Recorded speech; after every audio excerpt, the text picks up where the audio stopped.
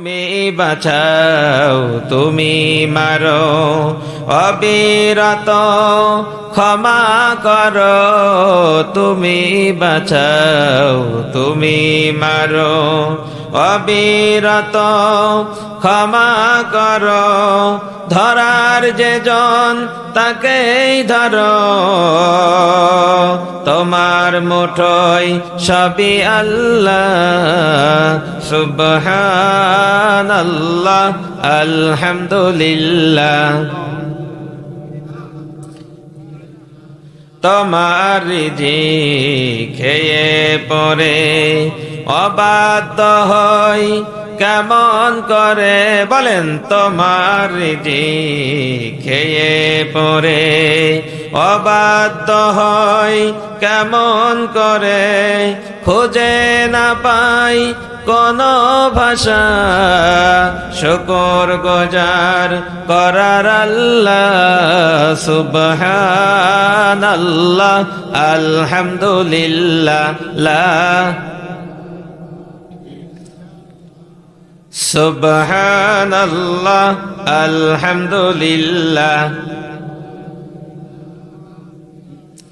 তোমার দয়ায় মোদের ধরা সারা জাহান তোমার গড়া তোমার দয়ায় মোদের ধরা সারা জাহান তোমার গড়া তোমারই পথে আমার জীবন বলেন তোমারই পথে আমার জীবন কবুল করো ওগো আল্লাহ সুবহানাল্লাহ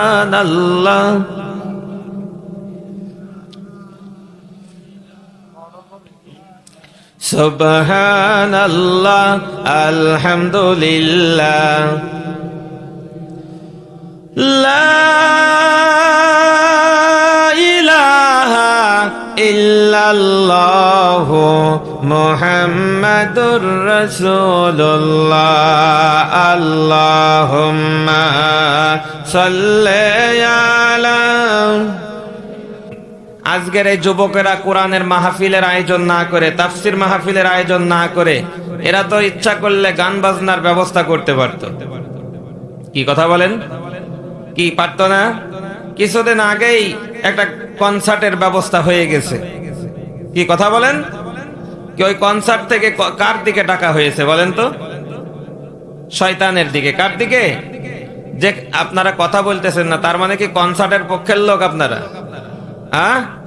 তাহলে যে কথা বলবে না বুঝবে না কনসার্টের পক্ষে লোক এই জন্য রাগ হচ্ছে কনসার্ট যারা দিয়েছে গান বাজনা যারা দিয়েছে আল্লাহ তাআলা আমি দোয়া করি আল্লাহ তাদেরকে হিদায়াতের আলো দান করুক ইসলামের জন্য তাদেরকে কবুল করুন বলুন আমিন কনসার্ট যারা দিয়েছে বলেন এই কনসার্ট কি আল্লাহর পক্ষে ডাকা হয় না শয়তানের পক্ষে গান বাজনা কনসার্ট এগুলা সব শয়তানের কাজ কথা বলেন ঠিক কিনা আর এই কাজগুলাকে যারা প্রমোট করে তারাও বড় শয়তান কথা বলেন না কেন শয়তান দুই প্রকার কয় প্রকার মিনাল জিন্নাতি ওয়ান নাস এটা আমি হুজুরের কথা না এটা আল্লাহর কথা কার কথা মানুষ শয়তান আর জিন শয়তান জিন শয়তান দেখা যায় না মানুষ শয়তান ঠিকই দেখা যায় যেগুলা যে কাজগুলা করলে শয়তান খুশি হয় ওই কাজগুলা যে মানুষগুলা করে ওরাই হলো মানুষ শয়তান কথা বলেন ঠিক কিনা তাহলে গান বাজনা অশ্লীলতা এগুলার দিকে যারা প্রমোট করে যারা ডাকে অমাং দাআ বিদাওয়াতিল জাহিলিয়াতি যারা জাহিলিয়াতের দিকে মানুষদেরকে আহ্বান করে তারা যদি নামাজ পড়ে তারা যদি রোজা রাখে তারা যদি মুসলমান বলে দাবি করে আল্লাহর নবী বলছেন তারা জাহান্নামী বাড়ি যায় বলেন নাউজুবিল্লাহ বাড়ি যায় বলেন আর আপনারা ভাবতেছেন নাউজুবিল্লাহ বলবো না আমরাই তো গেলাম হুজুর ওখানে অনেক লোক হয়েছিল কি কথা বলেন না কেন সত্যকে যারা সত্য বলে গ্রহণ করতে পারে না সত্যকে যারা দ্বিধাহীন চিত্তে প্রকাশ করতে পারে না এরা হলো বুবা শয়তান কি শয়তান কি আপনারা কি বুবা শয়তান হতে চান কথা বলেন বুবা শয়তান হতে চান তাহলে আজকে আমরা সত্যকে সত্য বলে গ্রহণ করব তার জবান দিয়ে আমরা তার প্রতিশ্রুতি দেব তার ওয়াদাবদ্ধ হব কথা বলেন ঠিক কিনা সম্মানিত ভাইরা প্রকান্তরে আজকের তাফসিরুল কোরআন মাহফিল যে যুবক ভাইরা করলেন এখান থেকে কার দিকে টাকা হচ্ছে সবাই বলেন, এ কথা কি কোরআনে আছে? আছে? আমি দলিল দিয়ে দেব, আপনাদের মোবাইল থাকলে রেকর্ড করেন, খাতা কলম থাকলে লিখে নেন। বাড়িতে যে জানে কথা বলেন না যে ওই দক্ষিণ ফেসকা আশ্রয়ন যুবক সমাজের আয়োজন যে হয়েছিল, যে বক্তা এসেছিল, ও তো ওয়াজ করেনি বাবা, ও খালি রাজনীতি করেছে। কি আছে না এরকম বলার? এমনও মুসলমান আছে পেটে হাইড্রোজিং বোমা মারলে সূরা ফাতিহা শাট করে পড়তে পারে না, হুজুরদের ভুল ধরার বেলায় খুব উঠে পড়ে লাগে। এরকম শয়তান আছে না নাই? কথা কন। কালকে শয়তান চিনতে পারবেন, শয়তান চিনার ব্যবস্থা করে দেব। দেখবেন চায়ের দোকানে বসে এক হাতে চা নেবে আর এক হাতে সিগারেট নেবে, একবার সিগারেটে টান দেবে, একবার চায়ে টান দেবে, আর বলবে কালকে ওয়াজ হইল নাকি, খালি রাজনীতি হইল। ওই হইল বড় শয়তান। বলেন রাজনীতি কি খারাপ জিনিস? রাজনীতির মতন ভালো জিনিস আর কিছু নেই। রাজ শব্দটা যেখানে আছে সেটাই শ্রেষ্ঠ। কথা বলেন ঠিক কিনা? আমি আপনাদেরকে ছোট্ট দুইটা কথা বলে মূল আলোচনার দিকে যাব। বলেন রাজ শব্দটা যেখানে ব্যবহার করা হয় সেটাকে ছোট জিনিস বোঝায়? যদি বলেন রাজভোগ, তার মানে কি খাবারের ভিতরে মানে শ্রেষ্ঠ খাবার। কথা বলেন ঠিক কিনা? যদি বলা হয় রাজপথ, তাহলে বোঝানো হয় হয়তো আপনাদের এই চরের পথ। কি রাজপথ মানে কি? বড় রাস্তা। কি কথা বলেন ঠিক কিনা? যদি বলা হয় রাজহাঁস, তাহলে পাতি হাঁসকে বোঝায়। কথা কয় না। কি চেনেন না রাজহাঁস? আছে আপনাদের এলাকায়? আচ্ছা, তারপরে যদি বলা হয় রাজমিস্ত্রি, তার মানে বোঝা গেল সাইকেল মিস্ত্রি। কথা কন। তাহলে রাজ শব্দ যে জায়গায় আছে সেইটা যদি শ্রেষ্ঠ হয়, বড় হয়, তাহলে বলেন আল্লাহ সব বোঝেন, খালি রাজনীতির বেলায় আল্লাহ কাঁচা। কি আল্লাহ কি রাজনীতি বোঝেন না? কথা কন। আমার নবী, আপনার নবী মুহাম্মদ রাসূলুল্লাহ, যার আদর্শ মানলে জান্নাত লাভ করা যায়, যার আদর্শ মানলে ভালো মানুষ হওয়া যায়, যার আদর্শ মানলে মরার পরে জান্নাতে যাওয়া যাবে, তিনি হলেন আমাদের নবী মুহাম্মদ রাসূলুল্লাহ সাল্লাল্লাহু আলাইহি ওয়াসাল্লাম। মদিনায় 10 বছর রাষ্ট্র চালিয়েছিলেন। ভারতের কি দিয়ে? বাইবেল দিয়ে। কথা কয় না। কোরআন দিয়ে, মহাভারত দিয়ে, গীতা দিয়ে। কি দিয়ে চালিয়েছিলেন? মহাবিশ্বের মহাবিশ্বয় মহাগ্রন্থ আল কোরআন দিয়ে আল্লাহর নবী 10 বছর মদিনা চালাইছেন। কথা বলেন ঠিক কিনা? শুধু তাই না, আমার নবী বলেছেন খৈরুল কুরুনি করনি, আমার যুগ শ্রেষ্ঠ যুগ। তার মানে কোরআন দিয়ে দেশ চালালেই যুগ শ্রেষ্ঠ হবে। কথা বলেন ঠিক কিনা? কোরআন যেখানে আছে সেখানে অন্যায় থাকতে পারে না, কোরআন যেখানে নাই সেখানেই অন্যায় থাকবে। কথা বলেন ঠিক কিনা? তাহলে আমরা কোরআনের পক্ষে আছি তো? আছি তো? এই দুহাত তুলে দেখান কারা কারা নেই। এ দেখেন আমাদের চেয়ারম্যান সাহেবও বুঝতে পারেনি আমার চালটা। আমি বলছি দুহাত তুলে দেখেন কারা কারা নেই। কি মানে আমাদের যে একটা দোষ আছে, হুসুকে বাঙালি। হুসুকে কাজ করলে হবে না, আবেগে কাজ করলে হবে না, বিবেক দিয়ে কাজ করতে হবে। কি কথা বলেন ঠিক কিনা? মাঝে মধ্যে আমি উল্টা ব্রেক মারবো, আসলে মন বাড়িতে আছে না মাহফিল তলায় আছে। অনেকে আছে যে স্ত্রীরা নিষেধ করে, যখন বলে যে না বেশি কিছু বলা যাবে না, বাড়ির প্রধানমন্ত্রী নিষেধ করেছে। কি এরকম আছে নাকি? আপনারা কি আপনাদের স্ত্রীদের ভয় পান? কথা বলেন। ভয় পাই না, তাহলে আমরা জবাব দেব ইনশাল্লাহ কথার। কি ঠিক কিনা? যেহেতু ভাইরা আমার, আজকের এই মাহফিল হওয়াতে আমরা খুশি না বেজার? অল্প না বেশি? যদি হয়ে থাকেন খুশি, আওয়াজ দেবেন বেশি। কি রাজি আছেন তো? যদি হন বেঈমান টাউট, আস্তে করে হয়ে যাবেন আউট। কারণ বেঈমানের বাচ্চা, টাউটের বাচ্চা কোরআনের কথা সহ্য করতে পারে না। কি কথা বলেন? কথা বলেন। তাহলে আজকের মাহফিল হওয়াতে আমরা খুশি হতে পেরেছি। কারা কারা দুহাত তুলে নারায়ে তাকবীর দিয়ে আল্লাহকে দেখাই দেন।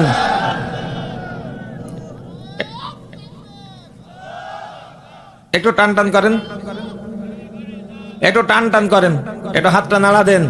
আমি একটু নারায়ে তাকবীর দেন। নারায়ে তাকবীর, নারায়ে তাকবীর।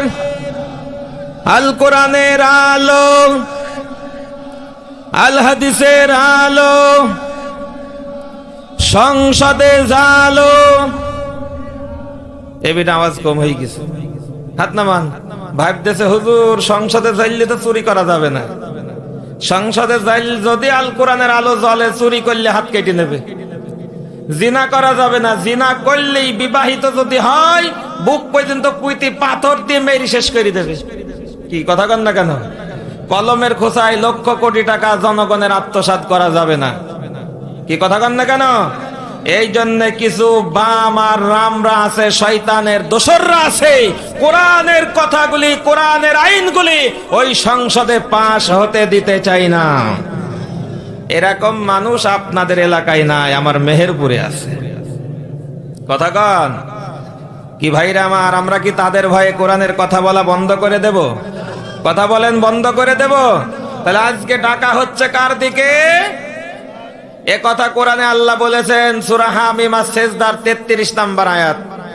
আল্লাহ রাব্বুল আলামিন বলেন, وَمَنْ أَحْسَنُ قَوْلًا مِّمَّنْ دَعَا إِلَى اللَّهِ وَعَمِلَ صَالِحًا وَقَالَ إِنَّنِي مِنَ الْمُسْلِمِينَ।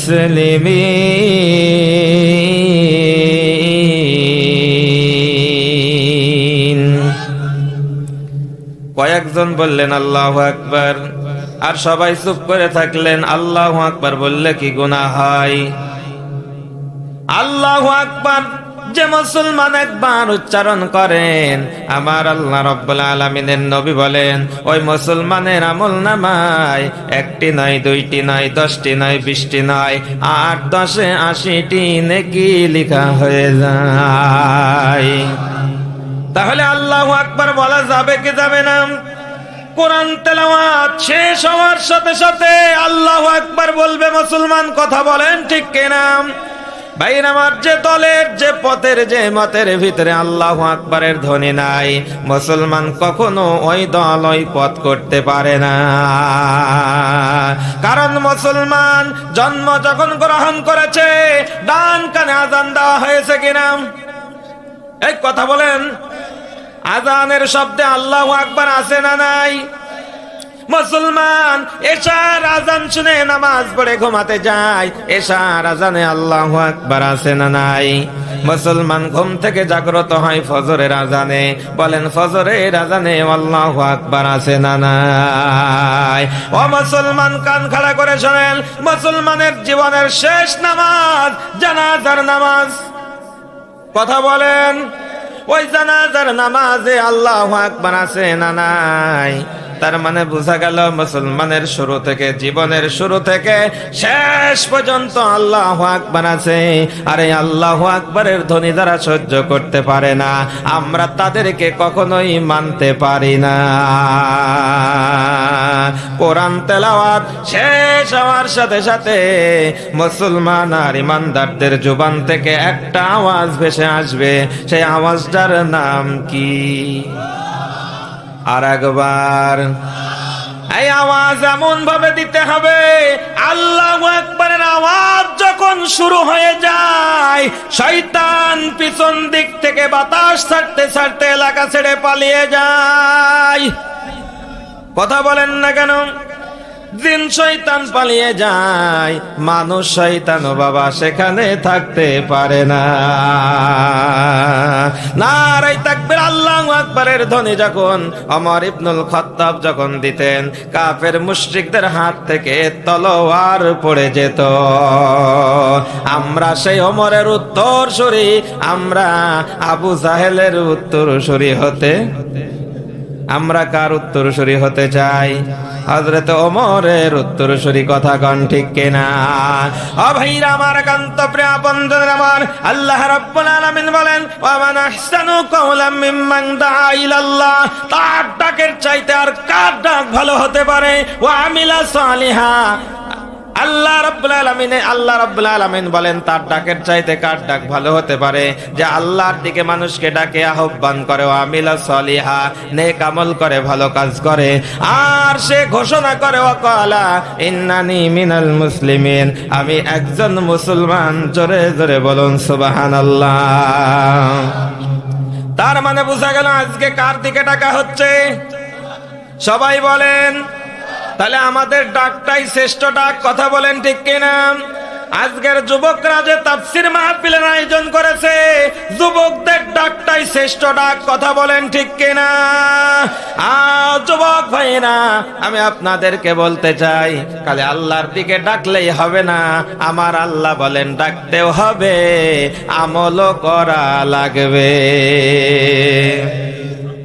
আমল করা লাগবে।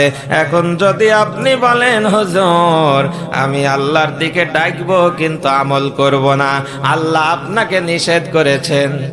আল্লাহ বলেছেন ইয়া আইয়ুহাল্লাযীনা আমানু লিমা তাকুলুনা মা লা তাফআলুন।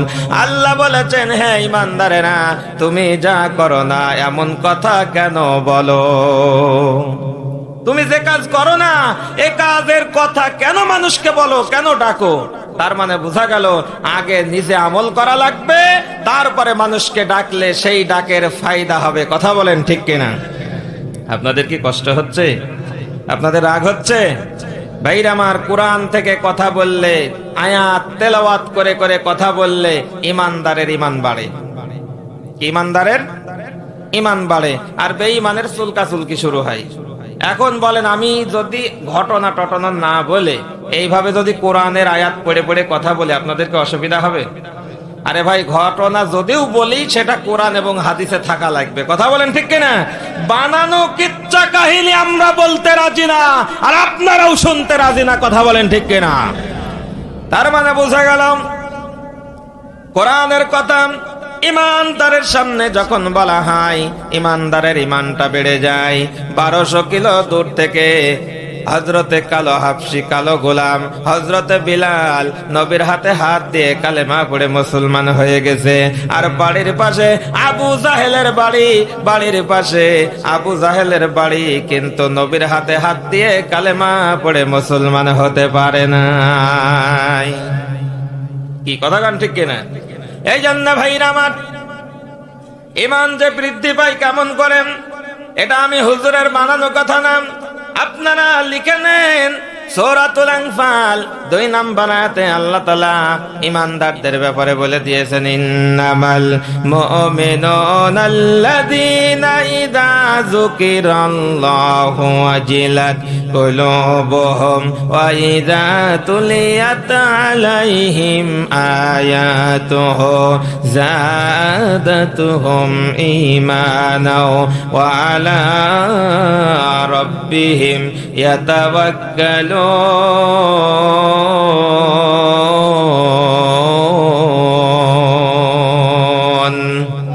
আল্লাহ রাব্বুল আলামিন বলেন, ইন্নামাল মুমিনুনা আল্লাযীনা ইযা যুকিরাল্লাহ, ইমানদারের সামনে যখন কোরআনুল কারীম থেকে আলোচনা করা হয়, ইমানদারের সামনে যখন কোরআন থেকে কথা বলা হয়, ইমানদারদের ইমানটা বৃদ্ধি পেয়ে যায়।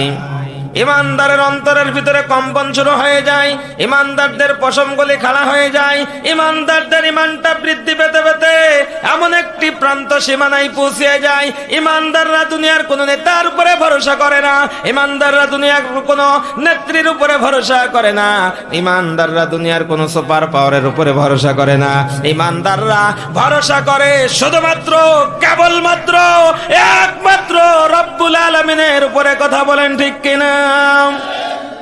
প্রকান্তরে যারা বেঈমান, নাস্তিক, মুরতাদ, খোদার দুশমন, আল্লাহর দুশমন, আলেম ওলামার দুশমন, ইসলামী আন্দোলনের দুশমন, তাদের সামনে যখন কোরআনুল কারীম থেকে আলোচনা করা হয়, ওই সময় তাদের কলিজার ভিতরে জ্বালা যন্ত্রণা শুরু হয়ে যায়, অ্যালার্জির মতন চুলকাচুলকি শুরু হয়ে যায়। এখন বুঝে নেন, আশেপাশে তাকিয়ে দেখেন, কোরআনের কথা শোনার পর কার চুলকাচুলকি শুরু হয়েছে? কথা বলে না। অ্যালার্জি থাকলে বেগুন খাইলে চুলকায়, ইলিশ মাছ খাইলে চুলকায়, গরুর গোশ খাইলে চুলকায়, কথা বলেন ঠিক কিনা? ভাইরা আমার, যাদের ইমানে অ্যালার্জি আছে, কোরআনের কথা শুনলেই তাদের কলিজার ভিতরে চুলকা শুরু হয়ে যায়। ও ভাইরা আমার, একান্ত প্রিয় আপনজনের আমার, এই কোরআন এমন একটি কিতাব, কোরআন যারা মানবে, কোরআন যারা পড়বে, কোরআন যারা জীবনে ধারণ করার চেষ্টা করবে, এই কোরআন তাদেরকে সুপারিশ করে করে আল্লাহর জান্নাতে পৌঁছিয়ে দেবে।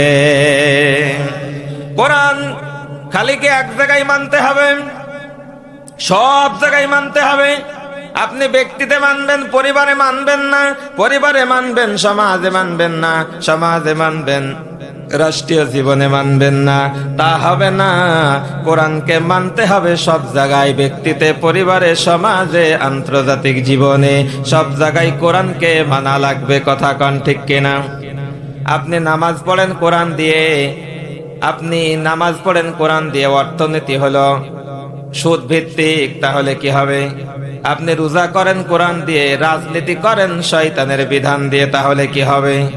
তাহলে নামাজ হবে কোরআন দিয়ে, রোজা হবে কোরআন দিয়ে, রাজনীতি হবে কোরআন দিয়ে, অর্থনীতি হবে কোরআন দিয়ে, সব জায়গায় কোরআন থাকবে। যদি কোরআনকে মানা যায় সব জায়গায়, তাহলে কি লাভ হবে? ও ভাইরা আমার, একটু কান খাড়া করেন, আমার দিকে তাকান।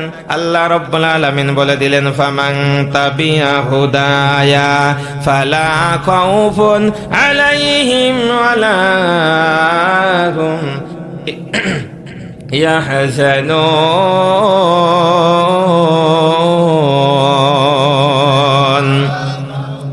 আল্লাহ রাব্বুল আলামিন বলেন, যারা কোরআনকে ব্যক্তিতে, পরিবারে, সমাজে, আন্তর্জাতিক জীবনে মেনে নিল, তাদের কোনো ভয় নাই, তাদের কোনো চিন্তা নাই। কিসের ভয় নাই? কোরআনের আইন যদি প্রতিষ্ঠিত হয়ে যায়, চুরির ভয় থাকবে না, ছিনতাইয়ের ভয় থাকবে না, হত্যার ভয় থাকবে না। কথা বলেন ঠিক কিনা? কোনো চিন্তা থাকবে না, খাওয়া থাকা, চিকিৎসা, বাসস্থান, কোনো কিছুর চিন্তা থাকবে না। কোরআনের সমাজে সব কিছুর গ্যারান্টি দিয়ে দেওয়া হবে। বলুন সুবহানাল্লাহ। ভাইরা আমার, এই কোরআনকে তাহলে সমাজে প্রতিষ্ঠিত করার দরকার আছে না নাই? আমাদের প্রধান অতিথি সাহেব বলেছেন, কোরআন যদি সমাজে প্রতিষ্ঠিত করতে হয়, কোরআনের আইন যদি প্রতিষ্ঠিত করতে হয়, তাহলে নেতা নির্বাচন করা লাগবে। সেই নেতা হবে আল কোরআনের নেতা, সেই নেতা হবে আল্লাহর নবীর আদর্শের নেতা। কি কথা কন না কেন? আমি আপনাদেরকে ছোট্ট একটা উদাহরণ দিয়ে বলি। বলেন, আমাদের বাড়িতে ট্যাঙ্কি আছে না পানির? আপনাদের বাড়ি আছে? বলেন, ওই ট্যাঙ্কির ভিতরে একটা ইঁদুর মরা আছে, আর ওই ট্যাঙ্কির নিচে যে ট্যাপ আছে, ওই ট্যাপটা হলো স্বর্ণ দিয়ে বানানো। এখন বলেন, ওই স্বর্ণের ট্যাপ দিয়ে যদি পানি বের হয়, সুন্দর স্বচ্ছ ভালো পানি বের হবে। স্বর্ণের যে ট্যাঙ্কির ভিতরে কি আছে? ইঁদুর মরা আছে। এখন এখানে যতই স্বর্ণের হোক, গন্ধ পানি ছাড়া ভালো পানি বের হবে না। তাহলে ওই ট্যাপ আপনার স্বর্ণের যদিও না হয়, প্লাস্টিকেরও যদি হয়, আর ওই ট্যাঙ্কির ভিতরে যে ইঁদুর মরা পড়ে আছে, ওই ইঁদুরটা সাফ করে দিলেই ভালো পানি পাওয়া যায়। কথা বলেন ঠিক কিনা? কথা বলেন ঠিক কিনা? তাহলে পার্লামেন্টে যদি গাঁজাখোর, মদখোর, শয়তান, ইসলাম বিদ্বেষীকে আপনি বসিয়ে দেন, আর যদি বলেন ইসলামী রাষ্ট্র চাই, আল্লাহর জমিন, আল্লাহর দিন প্রতিষ্ঠিত করতে চাই, ঢিপ মেরে মেরে কপাল কালো হয়ে যাবে, কখনো ইসলামী রাষ্ট্র কায়েম হবে না। তাহলে ইসলামী রাষ্ট্র কায়েম করতে হলে ওই জায়গায় কাকে পাঠাতে হবে? আরে ভালো মানুষকে, যে মানুষের ভিতরে নবীজির আদর্শ আছে, সৎ লোককে। কথা বলেন ঠিক কিনা? আল্লাহর আইন চাই, সৎ লোকের শাসন চাই। আল্লাহর আইন যদি পেতে হয়, সৎ লোকের শাসনটাই লাগবে। তাহলে সৎ লোক আপনি কি দিয়ে বাছাই করবেন? স্বর্ণ যদি চিনতে হয়, কোষ্ঠী পাথর লাগে। কথা কন না কেন? স্বর্ণ 1 নাম্বার না 2 নাম্বার, 22 ক্যারেট না 21 ক্যারেট না 18 ক্যারেট, এটা বুঝতে হলে যেমন কোষ্ঠী পাথরের প্রয়োজন হয়। ভাইরা আমার, মানুষটা কেমন ভালো, মানুষটা কেমন, আসলে যদি তাকে বাছাই করতে হয়, যাচাই করতে হয়, এই কোরআন দিয়ে মাপতে হবে ভাই। কথা বলেন না কেন? এই কোরআনে তার কথা আছে না নাই? নেতা নির্বাচনের কথা আছে না নাই? আল্লাহ রাব্বুল আলামিন কোরআনুল কারীমের ভিতরে বলে দিলেন, ইয়া আইয়ুহাল্লাযীনা আমানু আতিউল্লাহা ওয়া আতিউর রাসূলা ওয়া উলিল আমরি মিনকুম।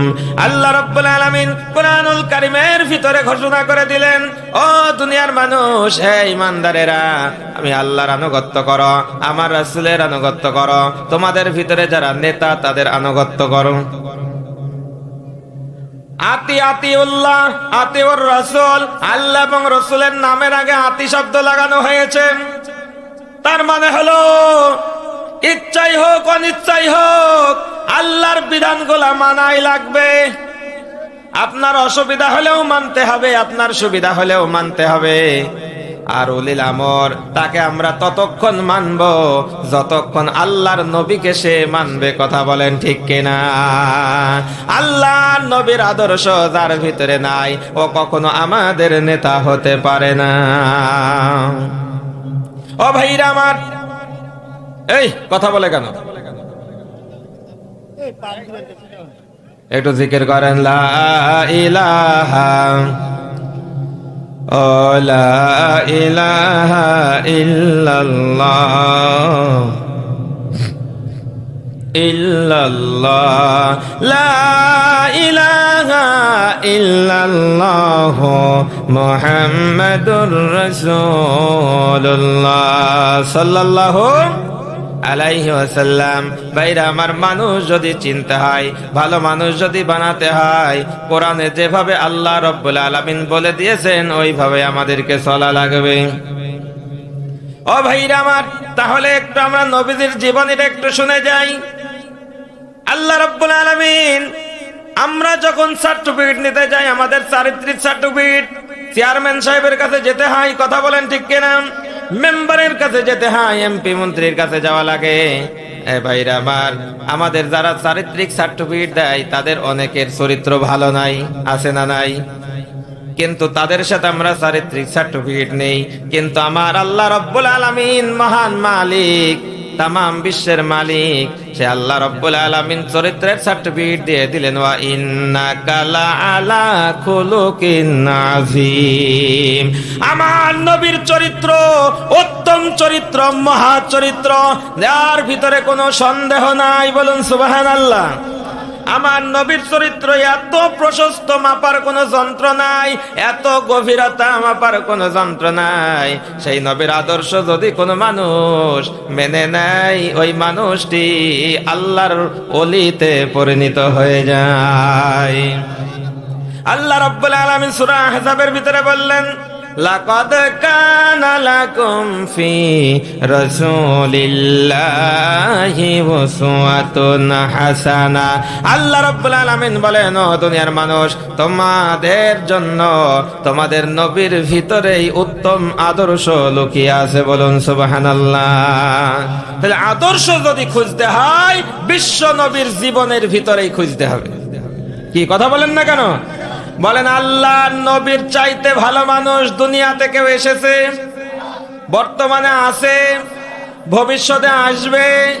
তাহলে আল্লাহর নবী 1 থেকে 40 বছর মক্কায় বসবাস করলেন, মক্কায় থাকলেন। আবু জাহেল, উতবা, সাইবা, ওয়ালিদ বিন মুগিরা, তারা নবীকে কি উপাধি দিয়েছিল জানেন? আলামিন, আস-সাদিক। কথা বলেন ঠিক কিনা? মানে এত ভালো মানুষ এই সমাজে আর একটাও নাই। যখনই 40 বছর বয়স হয়ে গেল, আল্লাহ নবুয়তি দান করে দিলেন। তখনই আল্লাহর নবী, বিশ্ব নবী জনাবে মুহাম্মদ রাসূলুল্লাহ সাল্লাল্লাহু আলাইহি ওয়াসাল্লাম ওই সমাজের মানুষদেরকে ডাকলেন। ভাইরা আমার, এখন তো ডাকার মাধ্যম হলো মাইক, ফেসবুক, মেসেঞ্জার, হোয়াটসঅ্যাপ। কথা বলেন ঠিক কিনা? কিন্তু সেই সময় ডাকার পদ্ধতি ছিল, কোন মানুষের যদি কাউকে দরকার হতো সাফা পাহাড়ের উপরে উঠে যেত, লাল পতাকা উড়িয়ে দিত। উড়িয়ে দিলে ওই সমাজের মানুষ জানতো তার আমাদেরকে দরকার। আবাল বৃদ্ধা বনিতা সকলেই পাহাড়ের পদদেশে চলে আসতো। আল্লাহর নবী যখন নবুয়তি লাভ করলেন, লাভ করে পাহাড়ের উপরে উঠে একটা লাল পতাকা উড়িয়ে দিলেন। সবাই বলতে লাগলো, কি ব্যাপার, আব্দুল্লাহর বেটা মোহাম্মদ এত ভালো মানুষ, কি হলো তার? পাহাড়ের উপরে উঠে পতাকা উড়ালো, কারণটা কি? তার কি কোনো সমস্যা হলো নাকি? সবাই আবাল বৃদ্ধা বনিতা সকলেই ওই সাফা পাহাড়ের পদদেশে চলে আসলো।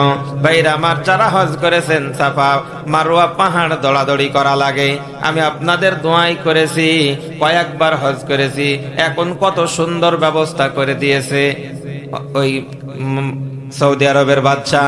কিন্তু আমার নবী যখন সাফা পাহাড়ে উঠেছিলেন এত সুন্দর ব্যবস্থা ছিল না, এত সুন্দর ছিল না।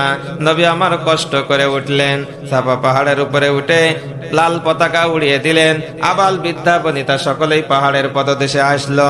সবাই বলতে লাগলো, বাবা মোহাম্মদ তোমার কি হয়েছে, আমাদেরকে ডাকলে কেন, সমস্যাটা কি, খুলে বলো। নবী আমার বললেন, ও আমার মক্কাবাসীরা, তোমরা শোনো শোনো, আমি যদি বলি এই সাফা পাহাড়ের পদদেশে একদল বাহিনী অস্ত্র শস্ত্র নিয়ে লুকিয়ে আছে, আমি হুকুম দেওয়ার সাথে সাথে তোমাদেরকে হত্যা করে ফেলবে, মেরে ফেলবে, শেষ করে ফেলবে, এই কথা কি বিশ্বাস করবে নাকি? সবাই এক বাক্যে বলে দিল, বাবা মোহাম্মদ তুমি জীবনে মিথ্যা কথা বলো না। কি বলেছে? ও বাবা, জীবনে মিথ্যা কথা বলো নাই, আজকে কেন তোমার কথা বিশ্বাস করব না? এই জন্য একজন কবি বলেছে, জীবনে কোনদিন তুমি মিথ্যা বলনি, তাই তো তোমায় পেতে কাঁদে ধরনি। তোমারি মতো নেতা পেলেও গো ফুটতো সুখেরি গোলাপ চামেলি বকুল। হে প্রিয়, হে নেতা, হে রসূল, তোমারি মতো নেতা পেতে দুনিয়া আকুল। হে প্রিয়, হে নেতা, হে রসূল, জোরে জোরে বলুন মারহাবা। ওই মক্কাবাসীরা বলে, বাবা মোহাম্মদ তুমি তো জীবনে মিথ্যা বলনি, আজকে কেন তোমার কথা বিশ্বাস করব না? নবী আমার বললেন, এটাই যদি হয়, আমি যে তোমাদেরকে বলেছি একদল বাহিনী লুকিয়ে আছে, এটা বড় কোনো সমস্যা না, এটা বড় কোনো সমস্যা না। তোমরা যদি আমার সাথে পড়ে নাও, লা ইলাহা ইল্লাল্লাহ মুহাম্মাদুর রাসূলুল্লাহ, এই কালেমা যদি তুমি পড়তে পারো, তোমরা যদি পড়তে পারো, আমি নবী মুহাম্মাদুর রাসূলুল্লাহ কাল কিয়ামতের ময়দানে তোমাদেরকে সুপারিশ করে আল্লাহর জান্নাতে পৌঁছিয়ে দেব। যখন এই কালেমার দাওয়াত দিলেন, আমাদের সমাজে কালেমা পড়ে মানুষ ভিক্ষা করে, বলে লা ইলাহা ইল্লাল্লাহ, মা সাইডটি ভিক্ষা দাও। কি বলে না, লা ইলাহা ইল্লাল্লাহকে আমরা ভিক্ষার কালেমা বানিয়েছি। কিন্তু মক্কার মানুষ লা ইলাহা ইল্লাল্লাহর অর্থ বুঝেছিল। তারা বুঝেছিল, যদি এখন মুহাম্মাদের লা ইলাহা ইল্লাল্লাহ মেনে নিই, তাহলে আমাদের নেতাগিরি থাকবে না। কি বোঝেননি? লা ইলাহা ইল্লাল্লাহ মানে আল্লাহ ছাড়া কারো আইন মানা, লা ইলাহা ইল্লা হুকমিয়াতা ইল্লাল্লাহ, আল্লাহ ছাড়া কারো হুকুম মানা যাবে না। লা শারিয়াতা ইল্লাল্লাহ, আল্লাহর সাথে কাউকে শরীক করা যাবে না। যখন এই দাওয়াত দিলেন, বললেন তোমরা আমার সাথে পড়ে নাও, আমি তোমাদেরকে জান্নাতে পৌঁছিয়ে দেব। লা ইলাহা ইল্লাল্লাহ মুহাম্মাদুর রাসূলুল্লাহ, কালেমার দাওয়াত দেওয়ার সাথে সাথে দূরের কেউ নয়, আপন চাচা আবু লাহাব পাথর তুলে নবীর কপালে মেরে দিল। মারার সাথে সাথে কপাল ফেটে ফিনকি দিয়ে রক্ত বাইর হয়ে গেল। নবী আমার কষ্ট পেয়েছেন কিনা? কথা কান না কেন? কি মাথায় যদি মেরে কপাল ফাটিয়ে দেওয়া হয় তাহলে কি আনন্দ হয়? তা আপনারা কথা বলছেন না, তার মানে বোঝা গেল আপনারা এটা আনন্দ পান। কপাল ফাটিয়ে দিল, নবীর রক্ত বের হয়ে গেল। কপাল ফাটিয়ে দিয়েই ক্ষান্ত হলো না, নবীজিকে গালি দিল, বাদ্দাল্লাকা ইয়া মুহাম্মদ, মুহাম্মদ ধ্বংস হয়ে যা।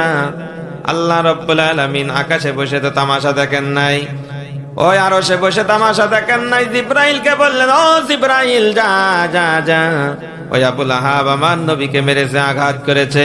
আমার নবীর মতন ভালো মানুষ দুনিয়াতে কেউ নাই। আমার নবীকে খালি মেরে রক্ত বাহিরি করে দেয়নি, আমার নবীকে গালি দিয়েছে, মুহাম্মদ ধ্বংস হয়ে যা, আমার সহ্য হয় না, যা যা যা, সঙ্গে সঙ্গে আমার নবীকে সান্ত্বনা দিয়ে দে। সঙ্গে সঙ্গে সূরা লাহাব নিয়ে চলে আসলেন। তাব্বাত ইয়াদা আবি লাহাবি ওয়া তাব, মা আগনা আনহু মালুহু ওয়া মা কাসাব, সায়াসলা নারান যাতা লাহাবি ওয়া মারআতু হাম্মালাতাল হাতাব, ফি জিদিহা হাবলুম মিন মাসাদ। আল্লাহু আকবার। সঙ্গে সঙ্গে নবীর কাছে সূরা নাযিল হয়ে গেল। আবু লাহাব নবীকে আঘাত করেছে, আবু লাহাবের 2 হাত ধ্বংস হয়েছে, আবু লাহাবের সম্পদ, আবু লাহাবের সন্তান সন্ততি আবু লাহাবের কোনো কাজে আসে নাই। আবু লাহাবকে এমন কষ্ট দেওয়া হয়েছে, হাতে পোকা হয়েছে, এমন কি ওই মরুভূমির ভিতরে আবু লাহাবের একেবারে লাঞ্ছনা গঞ্জনার মতন মৃত্যু হয়েছে। কথা বলেন ঠিক কিনা? নবীকে আঘাত করার কারণে নবীর যদি আবু লাহাবের হাত ধ্বংস হয়, আবু লাহাবের সন্তান সম্পদ যদি কাজে না লাগে, আবু লাহাব যদি ধ্বংস হয়ে যায়, ও ভাইরা আমার, আমি আপনাদেরকে বলতে চাই, আজকেও সে আবু লাহাবের উত্তরসূরি আছে না নাই? সেই নবী মুহাম্মদের উত্তরসূরি আছে না নাই? আল উলামা ওয়ারাসাতুল আম্বিয়া, নবীদের উত্তরসূরি হলো আলেম ওলামারা। কি আলেম ওলামা না? ওই নবীর উত্তরসূরিদেরকে এখন কি জেলের ভিতরে ঢোকানো হয় কি হয় না? এখন আর না, কদিন আগে হয়েছে, 5 আগস্টের আগে। কথা বলেন ঠিক কিনা? নেতা সাহেব জেল খেটেছে, স্ত্রী নিয়ে শুইতে পারে নাই, বাড়িতে থাকতে পারে নাই। কথা বলেন ঠিক কিনা? আলেম ওলামাদেরকে জুলুম নির্যাতন করা হয়েছে। নবীকে আঘাত করার কারণে যদি আবু লাহাব ধ্বংস হয়ে যায়, ও আবু লাহাবের নাতিপুতিরা তোমরাও শুনে রাখো, তোমরা যদি আল্লাহর নবীর ওয়ারিসদেরকে যদি কষ্ট দাও, জুলুম নির্যাতন করো, আল্লাহ রাব্বুল আলামিন যেমন আবু লাহাবকে সমাজ থেকে ধ্বংস করে দিয়েছেন, বিতাড়িত করে দিয়েছেন, লাঞ্ছনা করেছেন, আজকে তোমরাও সাবধান হয়ে যাও। আলেম ওলামাদের উপরে যদি জুলুম নির্যাতন করো, আজকে আল্লাহ তোমাদেরকেও ধ্বংস করে দেবে। করেছে কিনা? করেছে কিনা?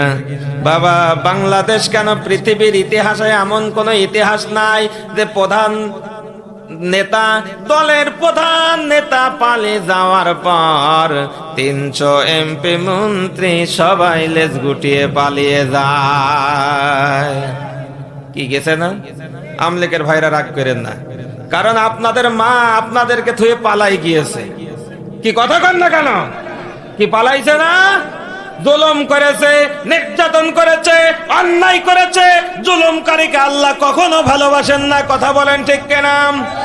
এমন পালানো পালাইছে, আমাদের কোরআনের পাখি আল্লামা দেলাওয়ার হোসেন সাঈদী বলেছিল, কি বলেছিল?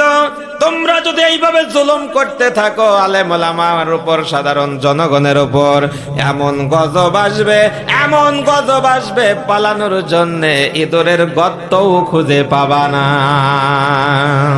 কি পেয়েছে? কথা বলেন, পেয়েছে? কথাই কথাই বলে রাজাকার, কথাই কথাই বলে মৌলবাদ। কথা বলেন ঠিক কিনা? কোরআনের পাখি বলেছিল আমাদেরকে মৌলবাদ বলো, মৌলবাদ মানে মূলে আসি, মূল থেকে মৌলবাদ। কথা বলেন ঠিক কিনা? আমরা আছি মূলে, তোমরা আসো আগাই। আমরা মূল ধরে এমন ঝটকা দেব, মামার বাড়ি দিল্লি যেয়ে পড়বা। কি মামার বাড়ি গেছে না? দিল্লি আশ্রয় নিয়েছে না?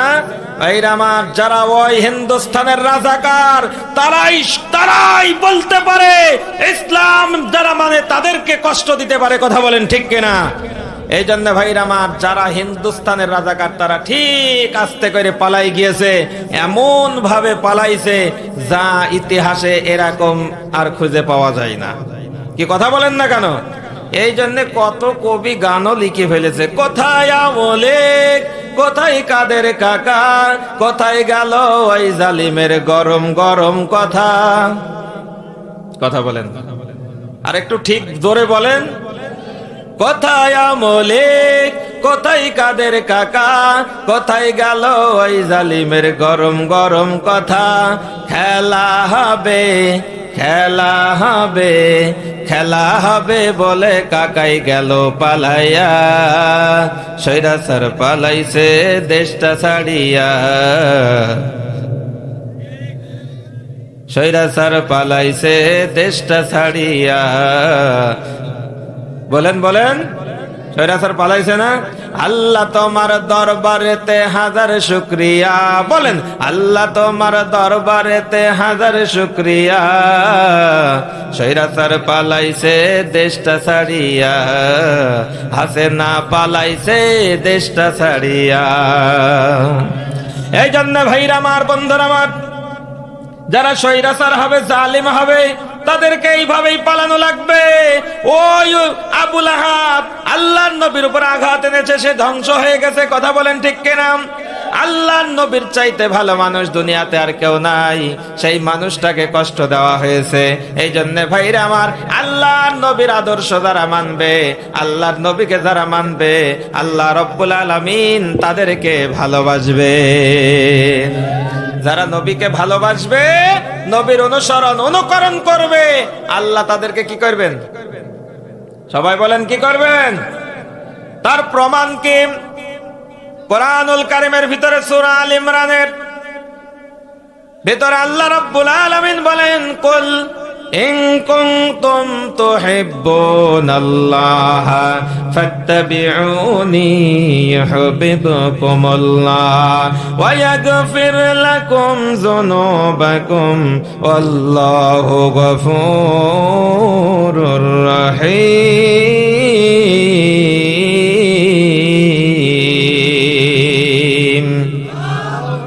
আপনাদের কি কষ্ট হচ্ছে?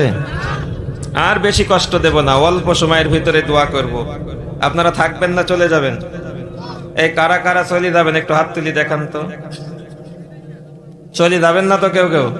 ধরেন, আল্লাহর কোরআনের জন্য যদি আপনাদেরকে ডাক দেওয়া হয়, ইসলামকে বুলন্দ করার জন্য যদি কোরআনের মিছিলে ডাক দেওয়া হয়, আল্লাহর জমিনে আল্লাহর দ্বীনকে প্রতিষ্ঠিত করার জন্য যদি আপনাদেরকে বলা হয়, ঘর ছেড়ে, স্ত্রীর মায়া ছেড়ে, সন্তানের মায়া মহব্বত ছেড়ে দিয়ে, এমনকি জীবনের মায়াকে ত্যাগ করে ইসলামের জন্য জীবন দিতে রাজি আছেন কারা কারা? দুহাত তুলে নারায়ে তাকবীর দিয়ে আল্লাহকে দেখাই দেন। কি পারবেন তো ইনশাআল্লাহ? কেরাম পারবেন বোঝা, সারা মাঝে মাঝে সব ফাঁকা হয়ে গেছে। ঠান্ডা লাগতেছে, আমার ভিতরে ঘেমে গেছে, আর আপনাদের ঠান্ডা লাগতেছে। হ্যাঁ, কি কষ্ট পেলেন? আল্লাহর কোরআনের জন্য যারা জীবন দেওয়ার নিয়ত করে, জীবন দেওয়ার জন্য যারা প্রস্তুত থাকে, তারা যদি জ্বরের ভিতরেও মারা যায়, তাদের মৃত্যুটা হয় শহীদি মৃত্যু। বলুন সুবহানাল্লাহ। শাহাদাতের মৃত্যু যাদের হবে, তারা বিনা হিসাবে আল্লাহর জান্নাতে চলে যাবে। সবচাইতে বড়, সবচাইতে শ্রেষ্ঠ মৃত্যু হলো শাহাদাতের মৃত্যু। কি কথা কন ঠিক কিনা? এই শাহাদাতের তামান্না যাদের ভিতরে থাকবে, তাদের মৃত্যুটা কখনো মুনাফিকের মৃত্যু হবে না। শাহাদাতের তামান্না কারো ভিতরে যদি না থাকে, সে যতই বড় নামাজি হোক, তার মৃত্যু হবে মুনাফিকের মৃত্যু। কিন্তু আপনার এলাকায় আছে কিনা জানি না, আমার এলাকায় আছে। মাথায় টুপি, মুখে দাড়ি, গায়ে বিশাল বড় জুব্বা, দেখে মনে হয় জান্নাত থেকে পালিয়ে এসেছে। দেখে মনে হবে একদম নিঘাত জান্নাত থেকে পালিয়ে এসেছে। কোরআন থেকে হক কথা বললে তার আর সহ্য হয় না, সে তখন বলে, হুজুর আবার রাজনীতি করে কি? এরকম কথা বলে আমার এলাকায়। বলে আপনার এলাকায় সব আল্লাহর ওলি, সবাই ভালো, কেউ খারাপ নেই আপনার এলাকায়। কথা বলে না, ঠিক তাই না? হাসতেছে, তার মানে ভেজাল এখানেও আছে। হ্যাঁ, ভেজাল এখানেও আছে, তাই না? এই জন্য ভেজাল থাকলে হবে না, জাল টাকা দিয়ে কখনো কোনো কিছু কেনা যায় না। কথা বলেন ঠিক কিনা? আর ভেজাল মুসলমানও আল্লাহর জান্নাতে যাবে না। তাহলে আল্লাহর নবীকে যদি ভালোবাসা যায়, আল্লাহর নবীর আদর্শ মেনে যদি চলা যায়, আল্লাহ যে আমাদেরকে ভালোবাসবেন, মাফ করে দেবেন, তার প্রমাণ কি কোরআনে আছে? লিখে নেন, বাড়িতে যেয়ে দেখবেন। আল্লাহ রাব্বুল আলামিন বলেন, কুল, হে নবী আপনি বলে দিন, ইন কুনতুম তুহিব্বুনাল্লাহ, আপনার উম্মতদেরকে জানিয়ে দিন, তারা যদি আমি আল্লাহর ভালোবাসা পেতে চাই, ফাত্তাবিউনি, তারা যেন আপনি নবীকে অনুসরণ করে। তাহলে আল্লাহর ভালোবাসা পেতে হলে কাকে অনুসরণ করতে হবে? সবাই বলেন, নবীকে অনুসরণ করা লাগবে। এক জায়গায় না, সব জায়গায়। আল্লাহর নবী বলেছেন, আমা আতাকুমুর রাসূলু ফাখুযু ওয়া মা নাহাকুম আনহু ফান্তাহু, আমি যা তোমাদেরকে করতে বলি তা তোমরা করো, আর যা থেকে নিষেধ করি তা তোমরা ছেড়ে দাও। এটা আল্লাহর নবী যেটাকে হা বলেছেন সেটা আমাদের জন্য হালাল, আমার নবী যেটা না বলেছেন এই মুসলমানের জন্য সেটা হারাম। আমার আল্লাহ বলে দিলেন, হে নবী, যারা আপনাকে অনুসরণ করবে, অনুকরণ করবেন, ফাত্তাবিউনি, আপনাকে যারা অনুসরণ করবে, ইউহিব্বুকুমুল্লাহ, আমি আল্লাহ তাদেরকে ভালোবাসবো। শুধু ভালোই বাসবো না, ইয়াগফির লাকুম, আমি আল্লাহ তাদের জীবনের গুনাহ মাফ করে দেব। শুধু মাফই করে দেব না, জীবনে যত গুনাহ করেছে, 50 বছর, 60 বছর, 70 বছর জিন্দেগিতে যত গুনাহ করেছে, সে যদি তওবা করে ফিরে আসতে পারে, আমি আল্লাহ রব্বুল আলামিন ওই গুনাহগুলি মাফই করে দেব না। ওয়ায়ুবাদদিলুল্লাহু সাইয়্যাতিহিম হাসানা, আমি আল্লাহ সমস্ত গুনাহগুলোকে বদল করে সওয়াবে পরিণত করে দেব। বলুন সুবহানাল্লাহ। তার মানে জীবনের গুনাহ, আল্লাহর ভালোবাসা পেতে হলে কাকে অনুসরণ করা লাগবে? আর নবীকে অনুসরণ করলে আল্লাহ আমাদের জীবনের গুনাহ কি করবেন? শুধু মাফই করে দেবেন না, যে গুনাহগুলা হয়ে গেছে গুনাহগুলা আবার সওয়াবে পরিণত করে দেবেন। এই ক্ষমতা আমার আল্লাহর আছে না নাই? ও ভাইরা আমার, একান্ত প্রিয় আপনজনেরা আমার, আমি আপনাদেরকে বেশি কথা বলবো না, আর মাত্র 25 তাদেরকে দোয়া করব। আমাদের অনেকের আব্বা আম্মা কবরবাসী হয়ে গেছে, বলেন তাদের জন্য দোয়া করার দরকার আছে না নাই? ওই আল্লাহর নবীর কথাটা একটু শুনে যান। আল্লাহর নবী যখন কালেমার দাওয়াত দিতেন, কালেমার দাওয়াত দেওয়ার সময় আবু জাহেল, উতবা, সাইবা তারা বলতো যে মুহাম্মদের কথা শোনা যাবে না। ওই মক্কায় যারা হজ করতে আসতো, আবুতে যে যে বলে আসতো, তোমরা অমুক জায়গায় যেও না, অমুক জায়গায় একজন পাগল আছে, পাগলের কাছে যেও না, পাগলের কথাও তোমরা শুনো না। মানুষের একটা স্বভাব আছে, কোনো বিষয় যদি নিষেধ করা হয়, ওই জিনিসটা করার বা দেখার আগ্রহ আরো বেড়ে যায়, কি বলে না? তো যখন তাবুতে তাবুতে যে যে বলতেছে ওই মক্কার পাশে একজন পাগল আছে, তার কথাও শুনবা না, তার কাছেও যাবা না, তো সবাই চিন্তা ভাবনা করলো তার কথা না হলে শুনবো না, তো পাগলটা একটু দেখার তো দরকার আছে, কেমন পাগল, তাই না? পাগল দেখার জন্য কানের ভেতরে আঙ্গুল দিয়ে নবীজিকে দেখার জন্য আসলো। এসে দেখলো, রে বাপ রে, এত সুন্দর চেহারা, এমন পাগল তো জীবনে দেখা যায় না, কখনো দেখিনি। পাগলের যখন হাসি দেয়, ঝিলিক বের হয়, পাগলের মুক্তা ঝরে দাঁত দিয়ে, পাগলের গা দিয়ে সুঘ্রাণ বের হয়, পাগলের চুলগুলা থরে থরে সাজানো, এত সুন্দর পাগল তো জীবনে দেখিনি। তো পাগল কি বলে একটু শুনে দিনি।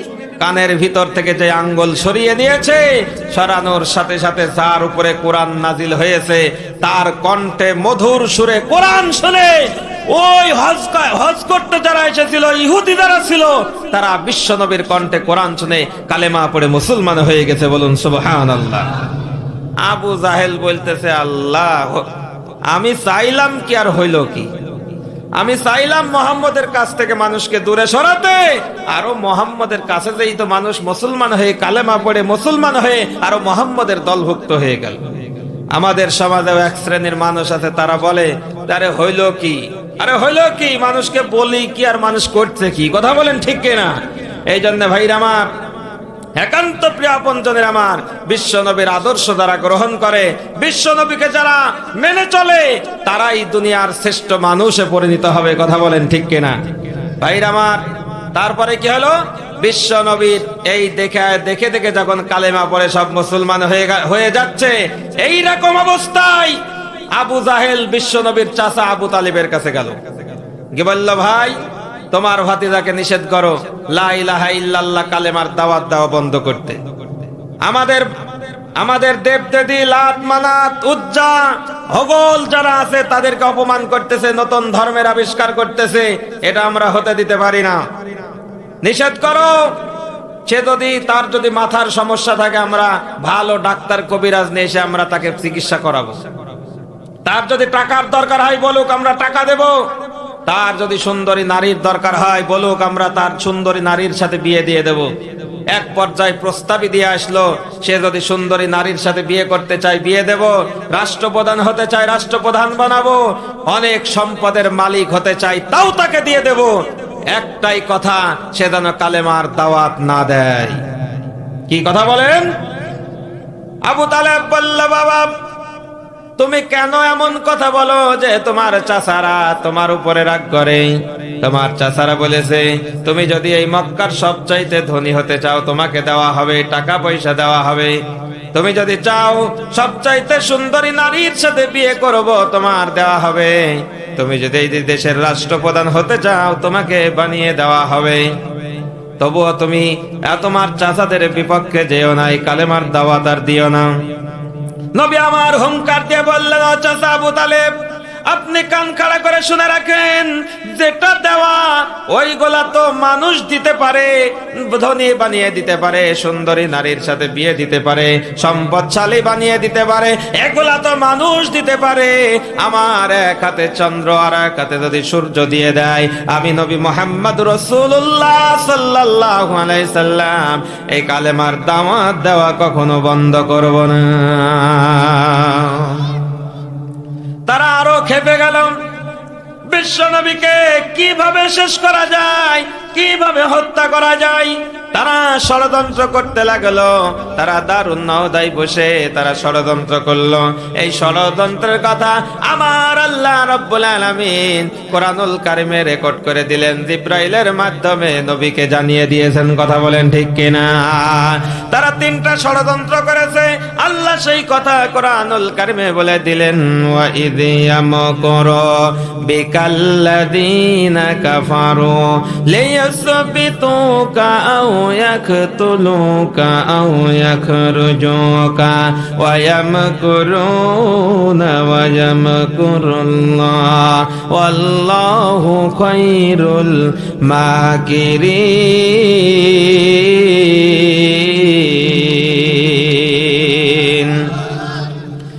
আল্লাহ রাব্বুল আলামিন বলেন, হাবিব ওই কাফেররা দারুন নওদায় বসে সিদ্ধান্ত নিয়েছে আপনাকে জেলের ভিতরে আটকিয়ে রাখবে, না হয় দেশ থেকে বিতাড়িত করে দেবে, না হয় আপনাকে দুনিয়া থেকে শেষ করে দেবে।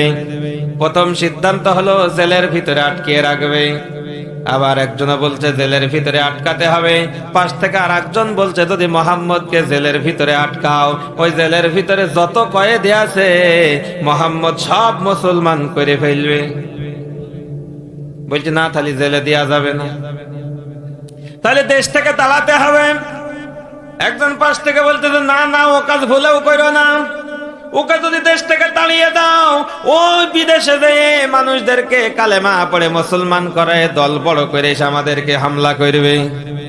বলছে না, তাহলে ওটাও করা যাবে না, তাহলে কি করতে? ফায়াক তুলুন, বলছে তাহলে মোহাম্মদকে হত্যা করে ফেলতে হবে। বলছে হ্যাঁ এটা ঠিক আছে, যদি মেরে ফেলা হয় তাহলে আর লোক বাড়াতে পারবে না। আল্লাহ বলেন ওমাকারু ওমাকারাল্লাহ আল্লাহু খায়রুল মাকিরিন। হাবিব তারা ষড়যন্ত্র করেছে, চক্রান্ত করেছে, রাজনীতি করেছে, তাদের ষড়যন্ত্র চক্রান্ত যে জায়গায় শেষ, আমি আল্লাহর চক্রান্ত রাজনীতি ওই জায়গায় শুরু হয়ে যায়। বলুন সুবহানাল্লাহ। বান্দার চিন্তাধারা যেখানে শেষ ওই জায়গায় থেকে আমার আল্লাহ শুরু করে। কথা কোন ঠিক কিনা? বলে দিলেন হাবিব আপনি আর মক্কায় থাকতে পারবেন না, কারণ আপনাকে হত্যা করার ষড়যন্ত্র করা হয়েছে। আপনি চলে যান, আপনি চলে যান, হিজরত করেন। রাতের আধারে জিব্রাইল আলাইহিস সালাম এসে বললেন হাবিব আপনি চলে যান, হিজরত করেন। আল্লাহর নবী রাতের আধারে উঠে দেখলেন যে চারিকোলে এরকম কাফের মুশরিকরা খোলা তলোয়ার নিয়ে দাঁড়িয়ে আছে, নবীজিকে হত্যা করে ফেলবে। আল্লাহর নবী ওই সময় কি করলেন? ওই সময় ওমা রমাইতা ইজ রমাইতা ওয়ালাকিন্নাল্লাহ রমা, এই দোয়াটা পড়ে এক মুষ্টি বালু এরকম ভাবে ছড়িয়ে দিলেন। দেওয়ার সাথে সাথে ঘরের চারিকোলে কাফেরদের চোখের ভিতরে বালু পুষিয়ে গেল। বলুন সুবহানাল্লাহ। ভাইরা আমার বলেন, নবীজি ছেড়েছেন একদিকে, চতুর্দিকে বালু পুষানোর দায়িত্ব কে গ্রহণ করেছিল? কথা বলেন কে? চোখের ভিতরে বালু গেলে খুব মজা লাগে। হ্যাঁ, বালু গিয়েছে, ডলাডলি শুরু হয়ে গেছে। আল্লাহর নবী আস্তে করে বের হয়ে গেছে। আবু বকরের বাড়িতে গিয়ে বলে আবু বকর, বলার সাথে সাথে আবু বকর বলে লাব্বাইকা সাদাইক ইয়া রাসূলুল্লাহ, আমি হাজির আছি। নবী আমার বললেন ও আবু বকর একটাকেই তুমি সাড়া দিলে কেমন করে? আবু বকর বলে ইয়া রাসূলুল্লাহ আপনি ওই 6 মাস আগে বলেছিলেন আমাকে নিয়ে হিজরত করবেন, আমি সেই থেকে বিছানায় ঘুমাই না। কবে জানি আল্লাহর নবী আমাকে এসে আবু বকর বলে ডাক দেবে, আর আমি যদি আপনার ডাকে সাড়া দিতে না পারি, ঘুমিয়ে থাকি, বিয়াদবি হয়ে যাবে। আমি আল্লাহর কাছে কি জবাব দেব? সেই থেকে আমি আবু বকর আমি বিছানায় পিঠ লাগাই না, আমি এই দরজার গোড়ায় পিঠ লাগিয়ে লাগিয়ে দাঁড়িয়ে দাঁড়িয়ে ঘুমাই। বলুন সুবহানাল্লাহ। হযরত আবু বকরকে নিয়ে উল্টা দিকে গেলেন, সোজা দিকে না। ভাইরা আমার, মক্কা থেকে মদিনা 450 কিলো সোজা রাস্তায়, নবী গেলেন উল্টা রাস্তায়। উল্টা রাস্তায় গেলেন, উল্টা রাস্তায় গেলে 1100 কিলো হয়। বলেন এখন রাস্তা ভালো, তাও যদি 1100 হয়, সেই সময় তো রাস্তা ভালো ছিল না, রাস্তাঘাট ছিল না। আল্লাহর নবী হযরতে আবু বকরকে নিয়ে হিজরত করে যাচ্ছেন। কত কষ্ট করেছেন ইসলামের জন্য, কথা বলেন ঠিক কিনা? কত কষ্ট করেছেন। কাফের মুশরিকেরা নবীজিকে কত কষ্ট দিয়েছে। ভেতরে আরো অনেক ঘটনা আছে, আমি বিস্তারিত বলবো না। ভাইরা আমার, নবীজি মদিনায় চলে গেলেন হিজরত করে। মদিনায় যখন গেলেন, মদিনাবাসীরা নবীজিকে কি বলেছে? মদিনাবাসীরা নবীজিকে বলেছেন তলা আল বাদরু আলাইনা মিন সানিয়াতিল বিদা ওয়াজাবাশ শুকরু আলাইনা মাদালিল্লাহি দা। মারহাবা বলেন। সাদরে গ্রহণ করে নিলেন। নবী আমার মদিনায় থাকলেন। থাকতে থাকতে যখন দল গঠন হয়ে গেল, অনেক সাহাবী হয়ে গেল, আবার যখন মক্কা দখল করলেন, আমি সব ছেড়ে দিয়ে সংক্ষিপ্ত ভাবে বলতেছি, কারণ 12টা বেজে গেলে আমি দোয়া করে দেব। ভাইরা আমার, নবীজি যখন মদিনায় থাকলেন, থাকতে থাকতে দল গঠন করলেন, অনেক সাহাবী হয়ে গেল। সাহাবী হওয়ার পরে যখন মক্কা দখল করে ফেললেন, ভাইরা আমার, কথাটা বলার উদ্দেশ্য কি? নবীদের কেমন আদর্শ, কেমন চরিত্র ছিল, এইটা বোঝানোর জন্য আমি এই জায়গায় যাচ্ছি। নবী যখন দখল করে ফেললেন, মক্কাবাসীরা সব পালিয়ে যেতে লাগলো। নবীদের ভয়ে পালিয়ে যাচ্ছে সবাই। মদিনায় মক্কার পাহাড়ের দিকে পালিয়ে যাচ্ছে। এরকম অবস্থায় একজন বুড়ি মাথায় পুটলা নিয়ে পালাচ্ছে, আর নবীজিকে গালি দিতে দিতে যাচ্ছে। আমার নবীর সামনে পড়ে গেল।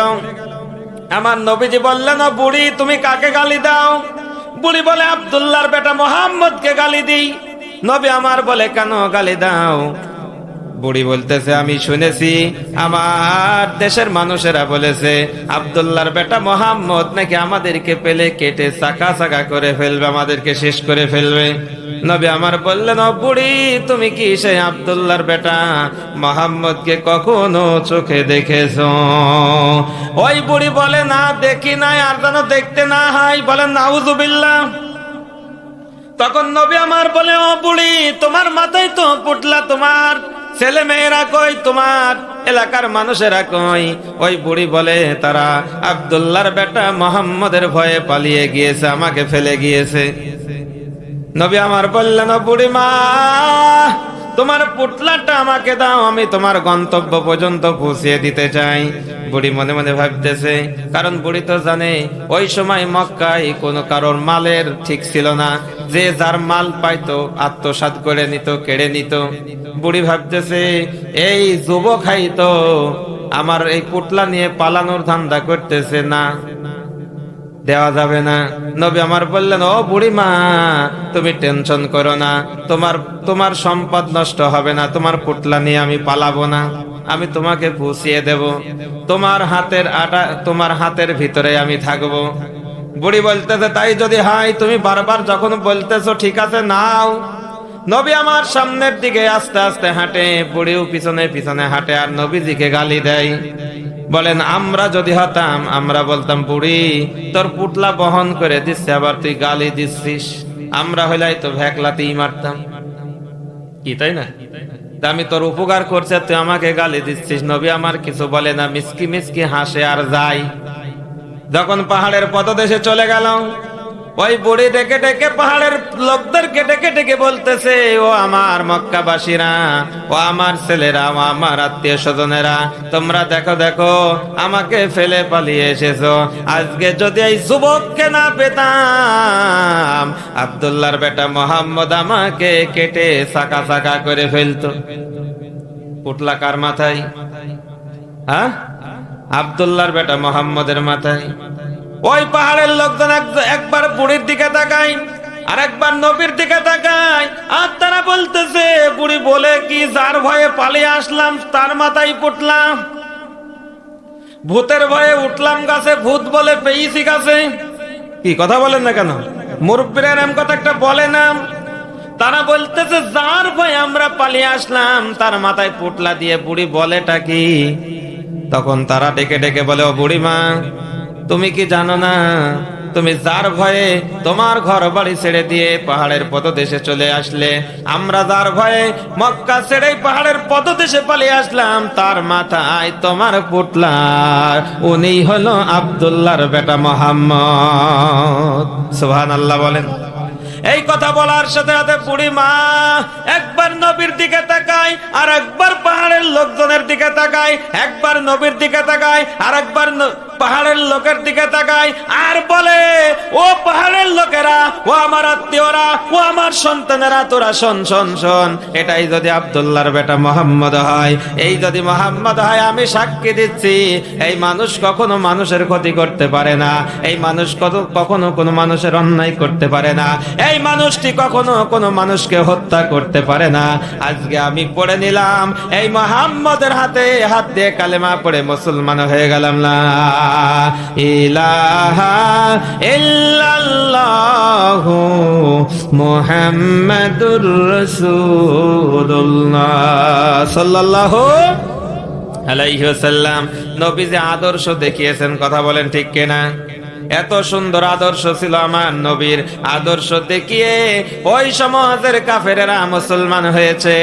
আর আজকে আমরা সেই নবীর উম্মত বলে দাবি করি, কিন্তু আমাদের আদর্শ ভালো না। কি আছে না নাই? ও হাজী সাহেব হজ করে এসেছে, কিন্তু ছেলেকে সব জমি লিখে দেয়, মেয়েকে ফাঁকি দেয়। কি আছে না? ও নামাজি একটা ছেলেকে দেয়, আর একটা ছেলেকে ফাঁকি দেয়। কি আছে না এরকম? ও নামাজি কিভাবে মানুষের হক ফাঁকি দেওয়া যায় এই কৌশল করে। বাইরে আমার যার ভিতরে নবীজির আদর্শ থাকবে, ওই মানুষটি কি কখনো কোনো মানুষকে ফাঁকি দিতে পারে? ছেলেকে ফাঁকি দিতে পারে, মেয়েকে ফাঁকি দিতে পারে, ভাইয়ের জমি জাল করে নিতে পারে, হারাম খেতে পারে, সুদ খেতে পারে। কথা বলেন। তার মানে বোঝা গেল নবীর আদর্শ যার ভিতরে থাকবে ওই মানুষটাই হবে শ্রেষ্ঠ মানুষ। আর যে মানুষের ভিতরে নবীর আদর্শ থাকবে ওই মানুষটি যদি রিক্সা চালক হয়, কুলি মজুর হয়, ওই নেতাকে, ওই মানুষটাকে নেতা হিসাবে গ্রহণ করা যাবে। আর যদি কোনো মানুষ ধনী হয়, অনেক টাকা পয়সার মালিক, অনেক জ্ঞানের অধিকারী, অনেক ডিগ্রি আছে, কিন্তু নবীর আদর্শ তার ভিতরে নাই, তাকে কি নেতা মানা যাবে? তাকে আদর্শ মানুষ মানা যাবে? তার পিছনে চলা যাবে? তার মানে বোঝা গেল ভাইরা আমার, একান্ত প্রিয় আপনজনের আমার, যার ভিতরে নবীর আদর্শ থাকবে আমরা তার পিছনেই থাকতে চাই। নবীর আদর্শ যার ভিতরে থাকবে না, সে যত বড়ই হুমড়ু চুমড়ু হোক তাকে আমরা মানি না। কি ঠিক আছে তো ভাই? তার মানে বোঝা গেল আজকে আমি কি আলোচনা করলাম। আমরা যদি আল্লাহর নবীকে আদর্শ মানব হিসাবে, আদর্শ নেতা হিসাবে মানতে পারি, আল্লাহ জান্নাত দেবেন। নবীকে বাদ দিয়ে দুনিয়ার কোন সাতার মাতাকে যদি নেতা হিসাবে গ্রহণ করেন, মরতে দেরি হবে, জাহান্নামে যেতে দেরি হবে না। অনেক মানুষ আছে দাঁড়িয়ে দাঁড়িয়ে প্রস্তাব ফেরে, নবীর আদর্শর ধার ধারে না। আমরা ভোটের সময় বলি, কি বলি? অমক ভাইয়ের চরিত্র ফুলের মতন পবিত্র, নামাজ পড়ে না এক ওয়াক্ত। কি আছে না?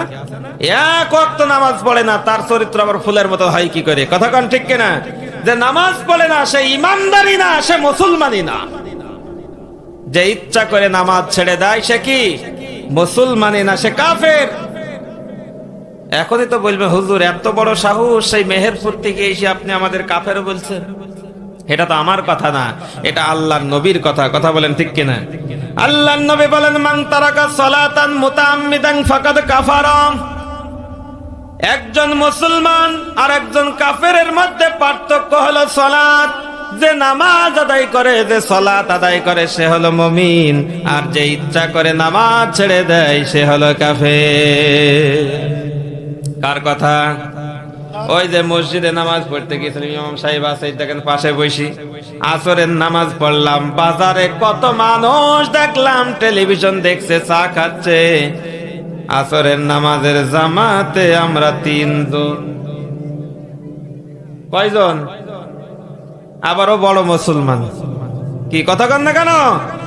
আবার যদি মুসলমান না বলা যায়, আবার পায়জামা গরম হয়ে যায়। কি আছে না নাই? এই জন্য ভাইরা আমার, ইনশাল্লাহ আমরা নামাজ পড়বো তো? পড়বেন তো? আজকের এই তাফসিরুল কোরআন মাহফিল যে যুবকরা আয়োজন করেছে, বিশেষ করে আমি এই যুবকদেরকে বলবো 5 ওয়াক্ত নামাজ পড়তে হবে ভাই। কি কথা কন? আর তোমরা যখন ভালো কাজ করবা, নামাজ পড়বা, এইরকম ভালো কাজের আঞ্জাম দিবা, তখনই এই সমাজ থেকে অন্যায়, অত্যাচার, জুলুম, নির্যাতন আস্তে আস্তে দূর হয়ে যাবে। কথা বলেন ঠিক কিনা? আল্লাহ রাব্বুল আলামিন কোরআনুল কারীমের ভিতরে বলেছেন, তোমাদের মধ্যে একটা দল থাকা লাগবে। কিসের কথা? অনেকে বলতেছে আল্লাহ কোরআনে দলের কথাও আছে। হ্যাঁ আছে, সূরা আল ইমরানের 104 নম্বর আয়াত। কয় নম্বর আয়াত? আল্লাহ বলছে তোমাদের মধ্যে একটা দল থাকা লাগবে। সেই দলের কর্মসূচি হবে 3টা। কয়টা? সবাই কন, দোয়া করে দেব, ব্যস্ত হেন না। 3টা কর্মসূচি আপনার দলের ভিতরে যদি থাকে, আপনি ওই দলটা করবেন, তাহলে আপনি সফল কাম। আর এই 3টা কর্মসূচি যদি আপনার দলে না থাকে, আপনি যদি করেন, তাহলে আপনি সফল কাম হতে পারবেন না। কি আমি কি বলবো? থাক আপনাদের মন খারাপ করবে, তখন আপনারা এমনিতেই অনেক খুব কড়া কথা হয়ে গেছে আজকে, পরে আবার দাওয়াত দেবেন না, আমার ভেজাল হয়ে যাবে। কি বলবো? রাগ হবে না তো? ভালো করে বুঝেন, যদি রাগ হয় আমার কিছু করার নাই, কারণ যদি রাগ হয় আমাদেরকে সংশোধন হয়ে আল্লাহর কোরআনের কাছে ফিরে আসতে হবে। কি কথা বলেন ঠিক কিনা? আর যদি আমার আপনার দলের ভিতরে 3টা কর্মসূচি থাকে, আমরা একেবারে মাজায় দড়ি বেঁধে আমরা ওই কাজ করব। কি? সূরা আল ইমরান লিখে নেন, বাড়িতে যাই মিলাবেন, আপনার টাকায় কিনা কোরআন, ওই কোরআনটাই দেখবেন। আমি হুজুর মিথ্যাও বলতে পারি, কথা বলেন ঠিক কিনা? আপনার কোরআনে যদি আমার কথার সাথে মিলে যায়, তাহলে তওবা করে ফিরে সেই দলটা করবেন। আল্লাহ রাব্বুল আলামিন বলেন তোমাদের মধ্যে একটা দল থাকা লাগবে, সেই দলের কাজ হবে তিনটা। ওয়াল তাকুম মিনকুম উম্মাতুন ইয়াদউনা ইলাল খায়র ওয়া ইয়া'মুরুনা বিল মা'রুফি ওয়া ইয়ানহাউনা আনিল মুনকার ওয়া উলাইকা হুমুল মুফলিহুন।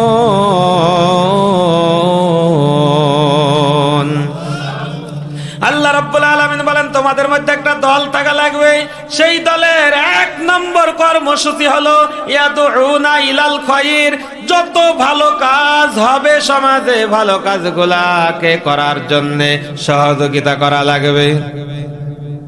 কি ইয়াদউনা ইলাল খায়র? খায়র শব্দের অর্থ হলো ভালো কাজ। সমাজে যত ভালো কাজ হবে ওই ভালো কাজগুলা করবে ওই দল, ওই সংগঠন, ওই দলের মানুষেরা সেই ভালো কাজকে সমর্থন করবে। ভালো কাজ করার জন্য টাকা দিয়ে, পয়সা দিয়ে, শ্রম দিয়ে, বুদ্ধি দিয়ে সহযোগিতা করবে। তাহলে বলেন আজকের তাফসিরুল কোরআন মাহফিল ভালো না খারাপ? মানুষকে নামাজের দিকে ডাকা ভালো না খারাপ? কি ভালো না? তাহলে এক নম্বর দলের কাজ হলো ভালো কাজ করা। ইয়াদউনা ইলাল খায়র ওয়া ইয়া'মুরুনা বিল মা'রুফ। দুই নম্বর কাজ হলো সৎ কাজের আদেশ দেওয়া। কি করা? ওয়া ইয়ানহাউনা আনিল মুনকার। তিন নম্বর কাজ হলো যত অন্যায় কাজ আছে সমাজে, কাজগুলাকে প্রতিহত করা, বন্ধ করে দেওয়া।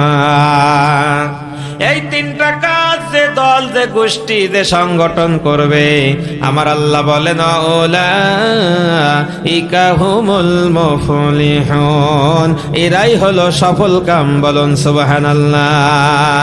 তিরমিজি শরীফের ভিতরে আল্লাহর নবী বলেন মাররা মিনকুম মুনকারান ফালিয়ুগাইয়িরু বিয়াদিহি ফাইল্লাম ইয়াস্তাতি ফাবিলিসানিহি ফাইল্লাম ইয়াস্তাতি ফাবিকলবিহি ওয়া যালিকা আদাফুল ঈমান। ভাইরা আমার, পানি মাপার যন্ত্র আছে, দুধ মাপার মেশিন আছে, আছে না নাই? আপনাদের এই নদীতে কয় ফিট পানি আছে, এই পানিটা মাপার মতন কিন্তু যন্ত্র আছে। কি আছে না? কিন্তু ঈমান মাপার একটা হাদিস আছে, যে হাদিসটা পড়লাম, ফার্স্ট ক্লাস ঈমানদার তারা সমাজে যখন কোনো অন্যায় কাজ হবে, শক্তি থাকা সত্ত্বেও, শক্তি আছে, শক্তি দিয়ে হাত দিয়ে অন্যায়টা বাধা দেবে। এ হলো এক নম্বর ঈমানদার। কি অন্যায় কাজ দেখে হাত দ্বারা যারা অন্যায়কে প্রতিহত করবে, এরা কয় নাম্বার ঈমানদার? যদি আপনার সাহস না থাকে, ভেতরে ভয় থাকে যে ওই বাধা দিতে গেলে পিঠের চামড়া থাকবে না, তাহলে আপনাকে বলতে মুখ দিয়ে যে ভাই কাজটা খারাপ করিসনি। যদি এই কথাটাও বলতে গেলে মায়ের একটাও মাটিতে পড়বি না, পিঠে পড়বি, এই ভয় যদি থাকে, তাহলে কি করবেন? মনে মনে ঘৃণা করবেন। মনে মনে কি করবেন? ঘৃণা করি বাড়ির ঘরের কোনায় বসে থাকবেন। মনে মনে ঘৃণা করতে হবে, এবং ওই কাজটা কিভাবে বন্ধ করা যায় এইভাবে চিন্তা গবেষণা করতে হবে, দল গঠন করতে হবে। তাহলে এক নম্বর ঈমানদার অন্যায় দেখলে হাত দ্বারা বাধা দেয়। দুই নম্বর ঈমানদার মুখ দিয়ে বলে, নিষেধ করে। তিন নম্বর ঈমানদার মানে থার্ড ক্লাস ঈমানদার, সে মনে মনে ঘৃণা করে আর কিভাবে অন্যায়টা বন্ধ করা যায় এই চেষ্টা করে। তাহলে বলেন অন্যায় প্রতিহত করতে গেলে দল থাকার দরকার আছে না না? একা একা কি করা যায়? কেন করা যায় না? শোনেন, আপনি যদি একলা, যদি ধরেন ওই যে কনসার্ট হচ্ছিল, একলা যদি বন্ধ করতে যেতেন, মায়ের কি আটতো? যদি 50 জন 100 জন যুবক নিয়ে যদি ওখানে যেয়ে বলতেন নারাই তাকবীর আল্লাহু আকবার, গান হইতে দেব না, তাহলে যারা গান করতে এসেছিল বাতাস ছাড়তে ছাড়তে এলাকা ছেড়ে পালিয়ে যেত। আমার গ্রামে আজ থেকে 2 মাস আগেই ঘটনা ঘটেছে। ফকির, ফকির চেনেন আপনারা? ফকির তন্ত করে, সাদা পোশাক পরে, জামা সাদা, পাঞ্জাবি সাদা, লুঙ্গি এবং একটা রুমাল ঝোলাই, সেটাও সাদা, গোপো এত বড়, দাড়িও সাদা, গোপো সাদা, অনেক সময় আবার কালো থাকে। এত বড় গোপ, ও যখন হাসে না কাঁদে ও বোঝা যায় না। এরম লোক আপনাদের এলাকায় নেই? যখন আম খায়, ও মনে হয় যে আম খাওয়ার সময় আম যখন চষে মনে হয় যে আমে কতই না আশ আছে। এরকম লোক আছে না? গোপ মুখের মধ্যে ঢুকে যায়। এই কোয়ালিটির লোকরা গান করবে। আমরা প্রায় 50-60 জন আমরা গেলাম বন্ধ করার জন্যে। যেই আমরা যেই ওখানে ছেলে পেলে হুঙ্কার দিয়েছে, ওই ফকিররা এক একজন কে কমনে পালিয়েছে আল্লাহ ভালো জানে, কি বুঝেছেন? কিন্তু পরে আমাদের নামে 31 জনের নামে কেসও করেছে। বলেন ভালো কাজ বন্ধ করতে যে যদি কেস হয়, জুলুম হয়, নির্যাতন হয়, আমরা যদি ভালো কাজ করতে যাই, যদি আমাদের এই একটু আড্ডা বিপদ আসে, তাই বলে কি আমরা ভালো কাজ করব না? কথা বলেন, করব না? ভালো কাজ করতে গেলে বাধা আসবে, বিপত্তি আসবে, এই জন্য ভালো কাজ বন্ধ করা যাবে না। ভালো কাজ করতে হবে, অন্যায়কে প্রতিহত করতে হবে, এর নাম হলো মুমিন, ইমানদার। কথা বলেন ঠিক কিনা? আপনারা কি কষ্ট পেলেন? রাগ করেছেন?